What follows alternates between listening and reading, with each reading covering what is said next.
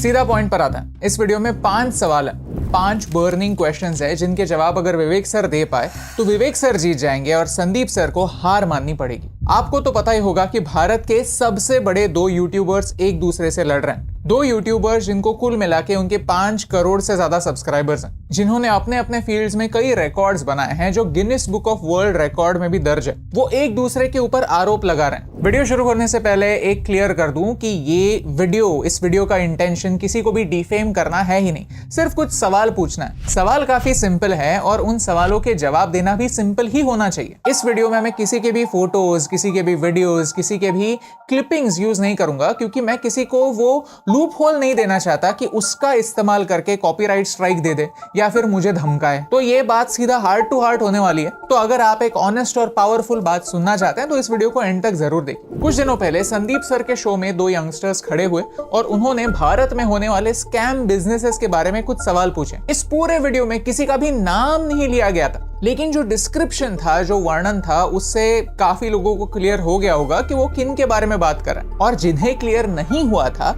उन्हें आने वाले कुछ दिनों में क्लियर हो ही गया। अगर आप इस सिलसिले की पूरी हिस्ट्री ज्योग्राफी जानना चाहते हैं तो कोई और वीडियो देख लीजिए, क्योंकि इस वीडियो में मुझे एक कदम आगे जाना है। कौन सही कौन गलत ये पूछने से पहले सही सवाल पूछना इंपॉर्टेंट है, जिनके जवाबों में ये क्लियर हो जाएगा कि कौन सही कौन गलत। अगर संदीप सर ये वीडियो देख रहे हैं और आपकी मुलाकात कभी विवेक सर से होती है तो उन्हें ये सवाल जरूर पूछिए। पहला सवाल, प्रोडक्ट क्या है? सिंपल बात है, अगर प्रोडक्ट में जरा भी दम है तो ये स्कैम नहीं है। लेकिन अगर कोई प्रोडक्ट नहीं है, प्रोडक्ट सिर्फ एक सपना है, तो ये स्कैम जरूर है। स्कैम सिर्फ पैसा लेकर भागना नहीं होता, गलत चीजें बताकर गलत चीजें बेचना भी स्कैम होता है। लोगों को एक ट्रैप में फंसाना एक स्कैम होता है। मानते हैं कि विवेक जी की कंपनी 500 करोड़ की है। क्या ये इतनी बड़ी कंपनी सिर्फ कोर्सेस और सेमिनार्स बेचती है? What do you sell? Product क्या है? सागर सिन्हा नाम के एक YouTube चैनल पर कुछ दिनों पहले एक वीडियो अपलोड हुआ। वहां पर अराउंड 23 मिनट्स और 50 सेकंड के मार्क पर विवेक जी कहते हैं कि ट्रेनर जो है वो प्रोडक्ट एक्सप्लेन करते हैं, यानी कुछ ना कुछ तो प्रोडक्ट है।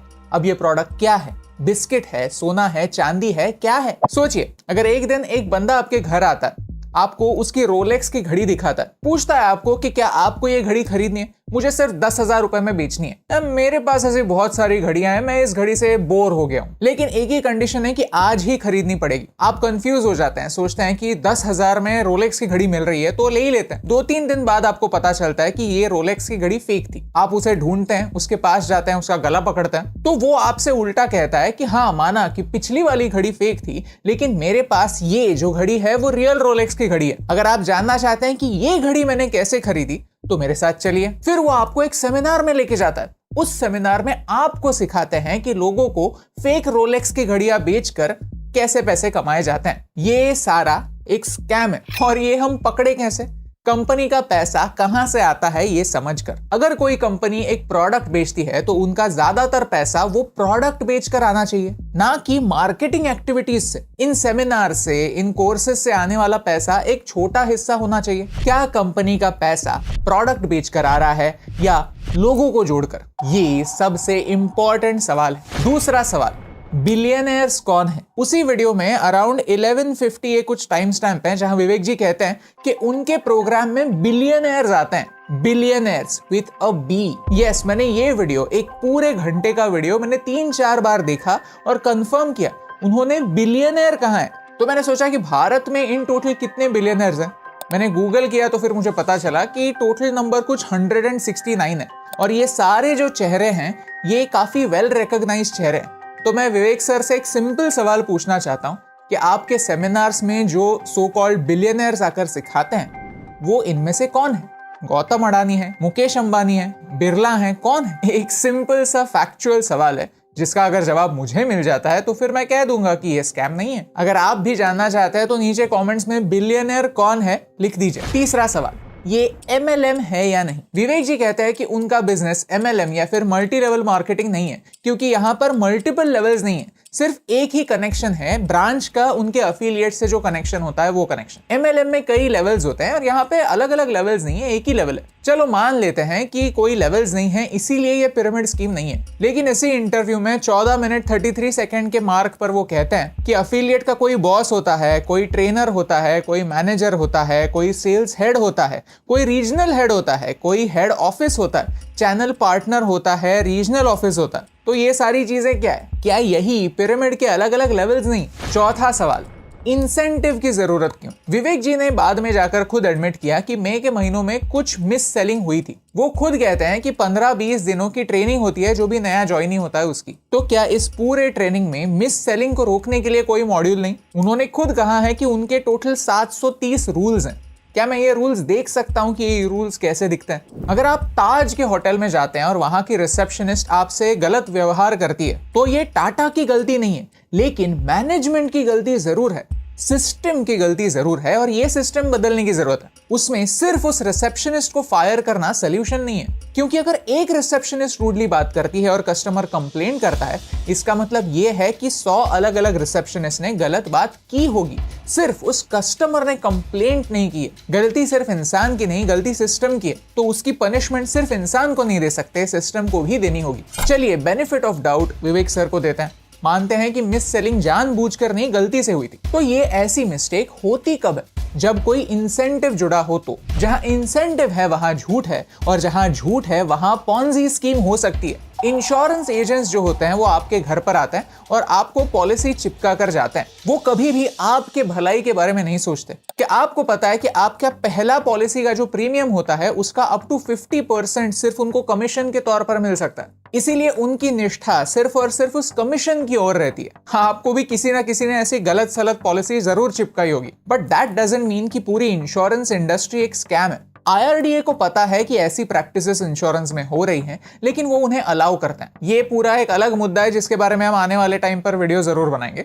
लेकिन यहाँ पर गौर हमें कमीशन वाले फैक्टर पर करना है कि जब कमीशन होता है तो टारगेट्स होते हैं, और ये टारगेट्स अचीव करने के लिए झूठ बोला जाता है। ये काफी अनएथिकल है। मुझे बिजनेस के बारे में घंटा कुछ पता नहीं है, लेकिन अगर मैं खुद का 500 करोड़ का बिजनेस करता तो एक बात जरूर करता, अगर मेरा बिजनेस जेन्युइन होता, अगर मेरा प्रोडक्ट जेन्युइन होता, तो फिर मैं लोगों को सैलरी के तौर पर रखता। वो सैलरी अच्छी खासी देता कि महीने के 1 लाख रुपए, लेकिन जो भी होता वो फिक्स्ड होता। अगर उन्हें परफॉर्मेंस के बेस्ड पर इंसेंटिव देना है तो वो छोटा सा इंसेंटिव होता, 10,000 रुपए, 20,000 रुपए, ताकि उनका मोटिवेशन बना रहे। लेकिन अगर मेरे प्रोडक्ट में दम नहीं है तो मैं उनकी सैलरी 10,000 रुपए, 20,000 रुपए देता और उनका इंसेंटिव 1 लाख रुपए, 2 लाख रुपए रखता, ताकि उनका मोटिवेशन हद से हाई हो, ताकि वो और झूठ बोले, किसी ना किसी तरीके से बस मेरे लिए बिजनेस लाए। 5वां और आखिरी सवाल, पर्सनल अटैक्स क्यों? अगर कोई क्रिएटर मुझ पर अटैक करता है, कहता है कि मैं स्कैम कर रहा हूं, तो मेरा पहला रिस्पॉन्स उसे लॉजिकली तोड़ने का होगा, ना कि उस पर पर्सनल अटैक करने का। क्योंकि जब भी लोग पर्सनल अटैक पर उतर आते हैं तो समझ जाता है कि उसके पास बोलने के लिए कुछ है नहीं, सामने वाला सही बोल रहा है, इसीलिए ये बंदा ऑफेंड हो रहा है। इसी इंटरव्यू में विवेक जी कहते हैं कि 1 या 2,000 लोगों को मिस सेलिंग हुई है। ऑफ कोर्स 2 लाख कैंडिडेट्स में से 1 या 2,000 लोगों को मिस सेलिंग होना बड़ा नंबर नहीं है, लेकिन जिन लोगों के साथ ये हुआ है उनके लिए तो ये पूरी दुनिया है। उनके लिए तो उनके साथ जो हुआ है वो गलत है। तो पहला स्टेप इसे एड्रेस करना ही होना चाहिए, सिर्फ प्राइवेटली नहीं, पब्लिकली भी। इस बात को एडमिट करना कि हाँ, हो सकता है कि 1,000-2,000 लोगों के साथ मिस सेलिंग हुई हो, ये पहली स्टेप क्यों नहीं थी? अगर कॉन्फ्लिक्ट को सॉल्व ही करना है तो ऐसे कर सकते थे। अभी उन्होंने एक ईमेल आईडी दिया है जहां पर लोग अपने डिटेल्स भेज सकते हैं और अगर उनको रिफंड चाहिए तो फिर रिफंड के लिए अप्लाई कर सकते हैं। लेकिन यही पहले भी हो सकता था। विवेक जी मानते हैं कि उन्हें मई महीने से पता था कि ऐसा कुछ हुआ है, तो तभी ये एक्शन क्यों नहीं ली गई? संदीप सर के वीडियो का वेट क्यों किया गया? क्यों संदीप सर के वीडियो के बाद ही इस IBC मॉडल को बंद करने की पब्लिक अनाउंसमेंट हुई? अपेरेंटली ये मॉडल जून में ही बंद हो गया था। तो क्या ये सारे जो IBCs हैं, जो ये मॉडल में इन्वॉल्व हैं, वो जून से दिसंबर तक बैठे हुए थे, कुछ नहीं कर रहे थे? क्या उन्होंने आप पर ये प्रेशर नहीं डाला कि कोई नया बिजनेस मॉडल लाए? क्या उन्होंने ये नहीं सोचा कि हमारी इनकम बंद है क्योंकि हम और अफिलिएट्स को नहीं ला सकते? इंटरव्यू में विवेक जी कहते हैं कि वो कोई नया प्रोग्राम बनाएंगे, तो शुभ काम में देरी कैसे? क्यों संदीप सर के वीडियो की वेट हो रही थी? उनका पहला रिस्पॉन्स एक पर्सनल अटैक था। उन्होंने कहा कि संदीप सर की बिजनेस मास्टरी सीरीज अच्छी नहीं चल रही थी, इसीलिए उन्होंने ये जुमला किया, ये स्कैम लाया। तो ये सारा चक्कर व्यूज के लिए हो रहा है। इस पॉइंट का कोई लॉजिक ही नहीं बनता। संदीप सर कोई भी चीज व्यूज के लिए क्यों करेंगे? क्योंकि उनके लिए तो कोई इंसेंटिव है ही नहीं। उनका मेन बिजनेस जो है इमेजेस बाजार जो है वो एक स्टॉक फोटोज और वीडियोस की वेबसाइट है। उस वेबसाइट पर जाएंगे तो आपको कभी भी ऐसे नहीं दिखेगा कि आप अगर संदीप सर को सपोर्ट करना चाहते हैं तो ये इमेजेस लीजिए। अगर आप संदीप सर के असली सपोर्टर हैं तो 20,000 रुपए की फोटो खरीद लीजिए। मतलब क्या है? मतलब उनका YouTube चैनल और उनका बिजनेस कंप्लीटली अलग है, उनमें कोई लिंक नहीं। क्योंकि ये इतना बड़ा वीडियो इतने बड़े यूट्यूबर के बारे में बनाना जिसका एटलीस्ट 500 करोड़ का बिजनेस है, काफी बड़ी रिस्क है। कोर्ट कचहरी के चक्कर लगाने पड़ सकते हैं। इतनी बड़ी रिस्क संदीप सर ने क्यों ली? शायद उनको लगा होगा कि जो हो रहा है उसमें कुछ गलत है और इसके बारे में आवाज उठानी चाहिए। मुझे तो लॉजिक बस इतना ही लगता है। क्या मेरे सवाल सही हैं? मुझे कमेंट्स में बताइए। और आखिर में अगर हम ऐसे ही कैजुअली बात कर ही रहे हैं तो 2 एक्स्ट्रा सवाल हैं। पहला सवाल है advertising standards council of India से। ये जो सारी मिस सेलिंग हो रही है, जो गलत एडवर्टाइजिंग प्रैक्टिसेस हो रहे हैं, ये कंप्लीटली पब्लिक डोमेन में ओपन में है, जिनको करोड़ों व्यूज हर दिन आ रहे हैं। क्यों उस पर कोई एक्शन नहीं ली जा रही? सेम सवाल यूट्यूब के लिए भी है।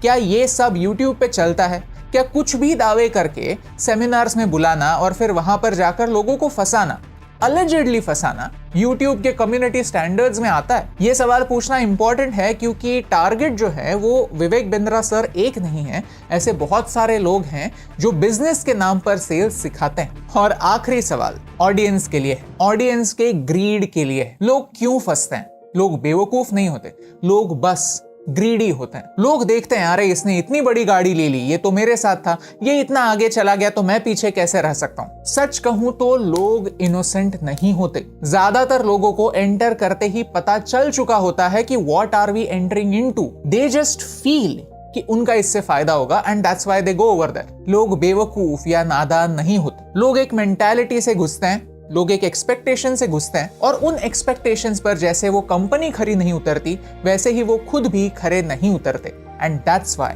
दे आर एंग्री। हो सकता है कि इसके बाद विवेक बिंद्रा सर वीडियोस बनाना बंद कर दे, उनका सारा बिजनेस वो बंद कर दे और कुछ नया स्टार्ट करें। लेकिन ये जो मैल प्रैक्टिसेस हैं वो मैल प्रैक्टिसेस इससे बंद नहीं होंगी जब तक लोग इन मैल प्रैक्टिसेस का पार्ट बनना बंद नहीं करेंगे तब तक। The point is simple, courses बेचना गलत नहीं है, लेकिन लोगों को गलत सपने दिखाना गलत है। किसी भी बिजनेस को दावा वही करना चाहिए जो वो डिलीवर कर पाए। बड़े बड़े दावे एडवर्टाइजिंग में किए ही जाते हैं। शैम्पू लगाने से बाल घने नहीं होते, सिर्फ बाल क्लीन होते हैं। लेकिन कोई भी शैम्पू इतनी सिंपल ऐड करेगा तो क्या आप उसे खरीदेंगे? इस पूरे इंडस्ट्री में बदलाव लाने की जरूरत है, सही सवाल पूछने की जरूरत है। तो मेरी आपसे ये रिक्वेस्ट है कि अगर आपको ये सवाल लॉजिकल लगे तो इन्हें संदीप सर तक और विवेक सर तक भी पहुंचाने में हमारी हेल्प कीजिए, क्योंकि सवाल पूछना गलत नहीं है। भारत का संविधान मुझे सवाल पूछने की अनुमति देता है। इसमें ना ही कुछ इलीगल है ना ही कोई डेफेमेटरी। और यही इंपॉर्टेंट बात आप तक पहुंचाने से मुझे